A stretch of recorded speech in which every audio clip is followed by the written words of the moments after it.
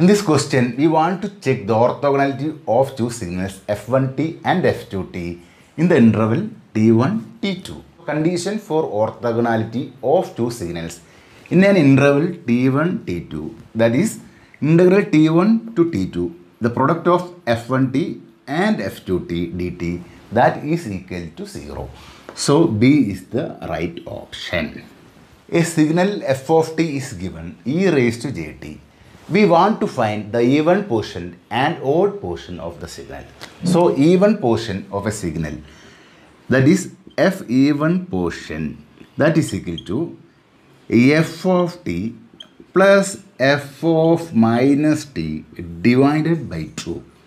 And odd portion of the signal, that is equal to f of t minus f of minus t whole divided by 2.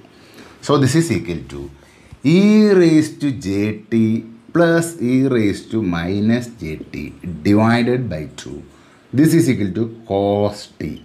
So even portion of the signal is cos t. Now odd portion of the signal, that is equal to e raised to jt minus e raised to minus jt divided by 2. Now I am multiplying and dividing this equation by j. So we can write this is equal to this into j divided by 2j. So this portion is equal to sin t multiplied by j. So this is equal to j sin t. So the correct option is A, cos t, j sin t. Y of t is equal to e raised to minus mod of x of t, where x of t is the input signal and y of t is the output signal. We want to check the condition for y of t to be bounded. Option A is only when x of t is bounded.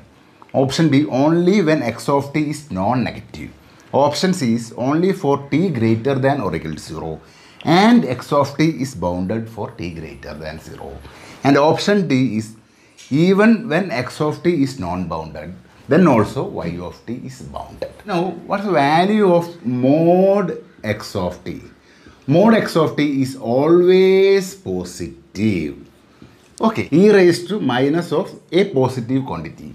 So that should be an exponentially decaying signal. Suppose our x of t is a non-bounded signal. Now I am drawing a non-bounded signal. This is our x of t. This is going to infinity as t tends to infinity. So what is the value of output? So we can draw output y of t as, I am drawing output here. When x of t is equal to 0, the value of signal e raised to minus x of t, that is equal to 1. X of t is equal to 1. What is y of t? Y of t is equal to e raised to minus 1. That is equal to 1 by e. So the value is less than 1. When x of t is increasingly going, what happens to y of t? Y of t is exponentially decaying to 0. So y of t is a bounded signal, even though x of t is not bounded. Suppose our x of t will look like this. Then also what happens? Then also y of t is exponentially decaying to 0 in this manner. So the y of t is bounded even though x of t is a non-bounded signal. So option D is correct. In this question, we want to check time invariance. The question is, which of the following is time variant? So option A, y of n is equal to x of n plus x of n minus 1. That is a linear difference equation with constant coefficient. Here the coefficient is 1, here also coefficient is 1. So this is a time invariant system, that is linear time invariant system.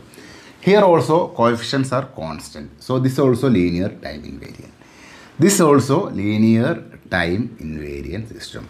In option D, y of n is equal to n into x of n. N multiplied by the input x of n. So this is a time varying system. So option D is a time varying system.